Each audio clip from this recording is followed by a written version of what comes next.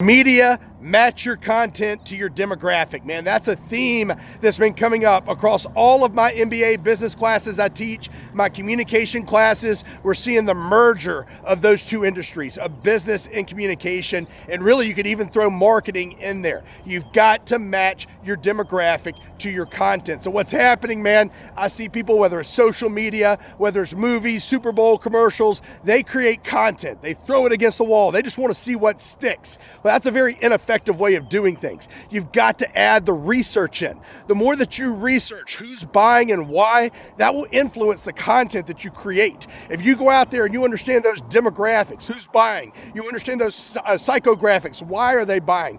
What I tell people all the time, man, think about your customer. What kind of car do they drive? What education they have? Where do they live? Where do they go eat? How many kids do they have? What do they look like? The more that you know your customer, the more that you understand. If you can even go out and research your customers, even better. If you can do scholarly research, observational, it doesn't matter. You just want to know who these people are. So that way, when you go to create content, you're going to understand the format it needs to follow. What are they looking for? What are their values? What are their likes? What are their dislikes? Let that guide your content. I see too many people that just, like I said, willy-nilly, they throw it out there. Well, let's just see how it does. Or they're going for likes, shares, comments, and follows, man. They're just going, hey, let's just throw this out there and I get 10,000. Hey, I got 10,000 views. How's that? That's great. You got 10,000 views, got a lot of engagement. How many sales did you get? So that's one of the things I tell people. Hey, it's great to get views, shares, and likes. So you're trying to be an influencer? If you're trying to be an influencer, that's great. You want to have all of that. But if you're trying to sell products, at the end of the day, your content has got to match that demographic.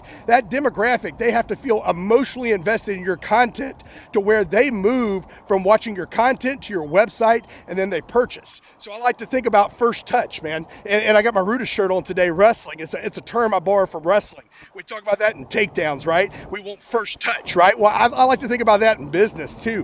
When I put content out there, that's the first touch to the customer. And if I can score off that first touch, I can get them interested and move them down my funnel. Now I'm going somewhere. Now I've got something. But if they've got to go through an entire process and they never get connected, I don't have anything. So that first touch, man, that's everything. That's the relationship. So you want to think right there off that first touch. You want to score, right? You want to be in position. So that's what we're trying to do with that content. If we know that demographic, we know our psychographics, we know what kind of content to produce, now we've got something. Now we can make something to where we move them down that digital funnel. We move them from our social media to our website, what pages we want them to go on to the purchasing page. So these are just some things, man, they've been coming up in all the classes I taught and that I'm working on and I'm teaching currently. And I just wanted to share out there in the world. Hey, like, share, comment, and follow.